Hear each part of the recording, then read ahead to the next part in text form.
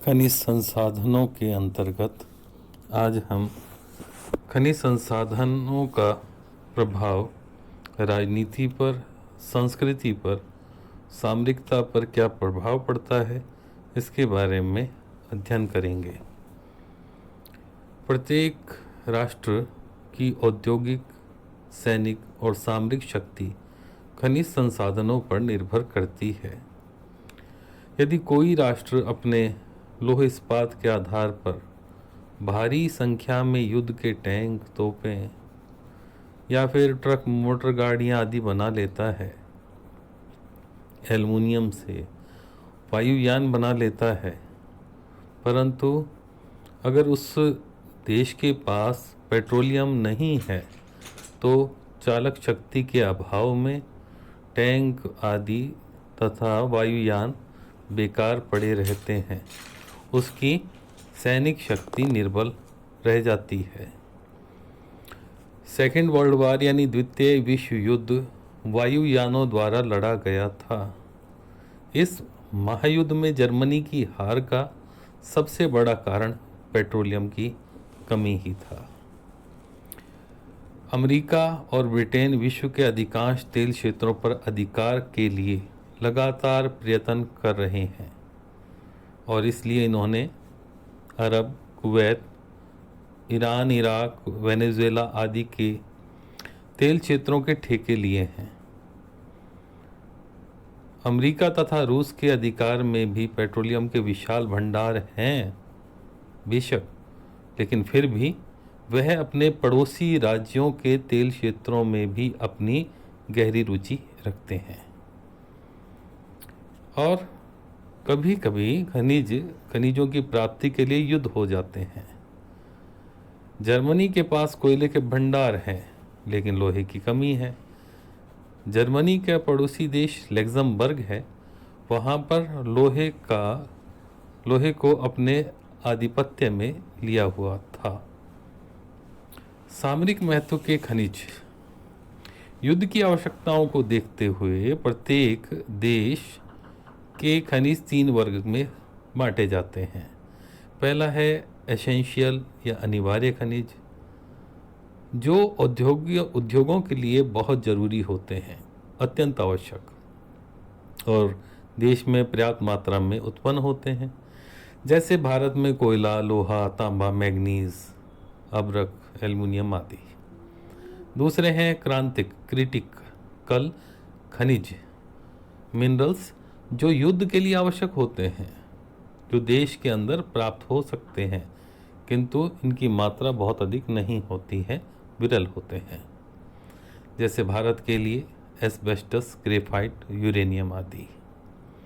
तीसरे हैं सामरिक महत्व के खनिज, जो युद्ध के लिए बहुत अनिवार्य होते हैं, देश के बाहर से मंगाए जाते हैं। जैसे अगर भारत की बात करें तो पेट्रोलियम, सीसा, टंगस्टन, निकिल, जस्ता ये ज़रूरी है। इस तरह से ये जितने भी संसाधन हैं, खनिज संसाधन, इनका अलग अलग प्रभाव हर एक देश के ऊपर पड़ता है। जैसे अगर राजनीति की बात करें तो राजनीति पर प्रभाव इस प्रकार से पड़ता है कि कोयला, पेट्रोलियम, लोहा, युद्ध नीतिक महत्व के खनिजों के स्वामी राष्ट्र बलवान होते हैं और इस तरह से वो क्षेत्र काफ़ी अधिक विकसित होता जाता है।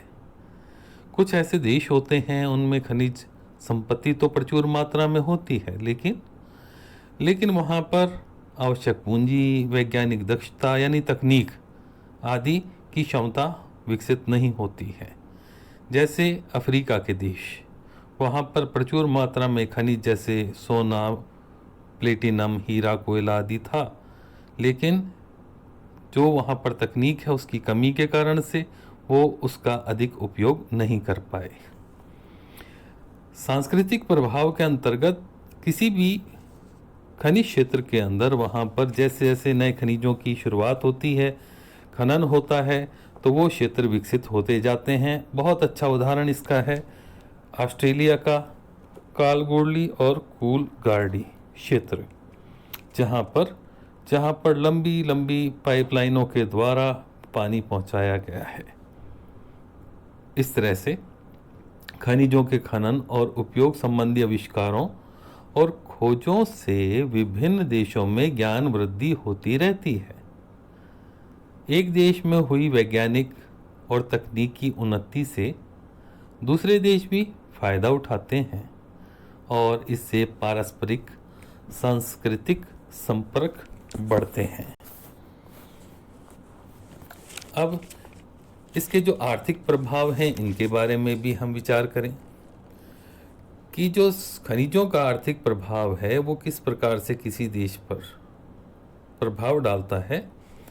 जिस तरह से कोई भी अगर नया खनिज या नई खान खोज ली जाती है तो उस खनिज के मूल्य पर प्रभाव पड़ता है। यदि वैज्ञानिक किसी खनिज का नया उपयोग खोज लेते हैं तो उसकी मांग बढ़ जाती है और मूल्य में भी वृद्धि होती है।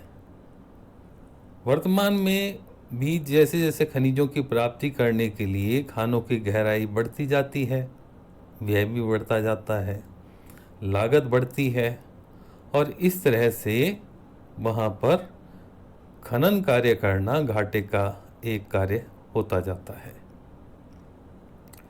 खनिजों की अर्थव्यवस्था को समझने के लिए टैरिफ, टैक्स की दर, नियम और मूल्यों में उतार चढ़ाव, इनके अलावा जो इससे संबंधित कानून है, उत्पादन नियंत्रण की दशाएं हैं, इनके बारे में जानकारी भी बहुत ज़रूरी होती है।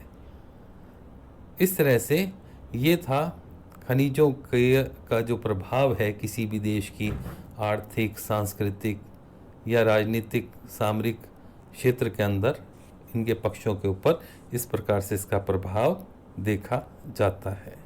धन्यवाद।